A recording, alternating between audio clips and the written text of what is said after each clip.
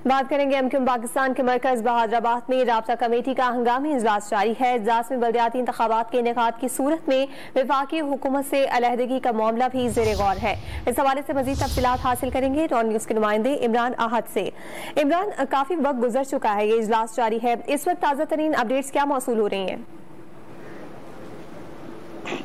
देखिए, बिल्कुल इजलास अभी भी राब्ता कमेटी का जारी है और राब्ता कमेटी के अरकान जो है वो इस वक्त भी मेरे अकब में जो बहादुराबाद का मरकज़ है यहाँ पर मौजूद है और इजलास जारी है।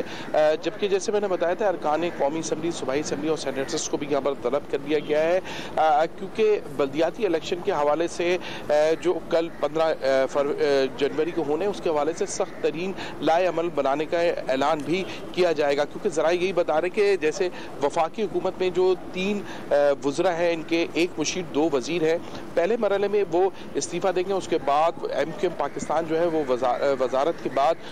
जो हुकूमत बनाई गई है वफाक में उससे भी अलहदगी का ऐलान करेंगे। इस वक्त भी यहाँ पर जो इजलास है वो जारी है और इजलास में अरकान राब्ता कमेटी के तमाम जो लोग हैं वो मौजूद हैं और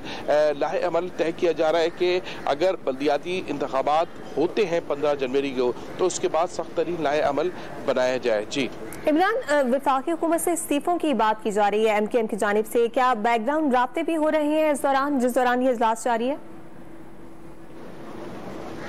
देखिए, बिल्कुल जब इजलास की खबर चली और ये भी ज़ाहिर राब्ता कमेटी की जानिब से फैसले की भी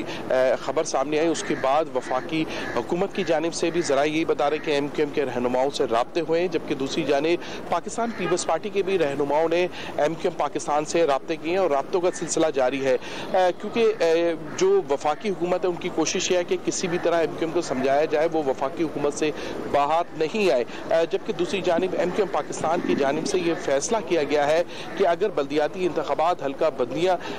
दुरुस्त किए बगैर अगर हुई तो वो अपना लाए अमल बनाएंगे। क्योंकि एमक्यूएम ने वाज़े तौर पे ये कहा है कि हल्का बंदियाँ जो है ख़ास तौर पे कराची में या हैदराबाद में जो हल्का बंदियाँ हुई हैं वो मुतनाज़ हल्का बंदियाँ हैं, कहीं बहुत कम वोटर हैं तो कहीं बहुत ज़्यादा वोटर हैं। उसी के हवाले से अहम तरीन फैसले किए जा रहे हैं कि क्या अगर हल्का बंदियाँ सही नहीं होंगी उसके बावजूद अगर इलेक्शन होगा तो एमक्यूएम पाकिस्तान जो है वो इलेक्शन ज़रूर लड़ेगी 15 जनवरी को जो बल्दियाती इलेक्शन है, मगर उनका कहना है कि उनका उस वक्त वफाकी हुकूमत से कोई ताल्लुक नहीं होगा। जी अच्छा इमरान, जब से ये फैसला सामने आया है कि कल इंतखाबात होना है, उसके बाद सिंध हुकूमत क्या लाहे अमल इख्तियार कर रही है? चूँकि एक इंतहाई अहम इत्तेहादी है इस वक्त एमक्यूएम, अगर वो ही विफाक में हिस्सा ना रही तो फिर हुकूमत मुश्किलात का शिकार हो सकती है। देखिए, बिल्कुल ज़राए जो एमक्यूएम पाकिस्तान के उनकी जानिब से यही बताया कि पाकिस्तान पीपल्स पार्टी के रहनुमाओं की जानिब से राब्ते तो ज़रूर हुए, क्योंकि एक सिंध हुकूमत की जानिब से ऑर्डिनेंस भी आना था जो बल्दियाती इलेक्शन ना होने का, मगर उसके हवाले से भी कहते हैं कि अब तक कोई फैसला सिंध हुकूमत की जानिब से नहीं हो सका है। मगर दूसरी जानिब जो एमक्यूएम है उनका यही कहना है कि ये इलेक्शन अगर हुए तो ये मुतनाज़ इलेक्शन होंगे क्योंकि हल्का बंदियाँ दुरुस्त नहीं है। मगर दूसरी जानिब ज़राए ने यह भी बताया कि पाकिस्तान जो तहरीक इंसाफ के कुछ लोग हैं उनकी भी ये ख्वाहिश है कि एमक्यूएम जो है वो हुकूमत से बाहर आए और उसके आने के बाद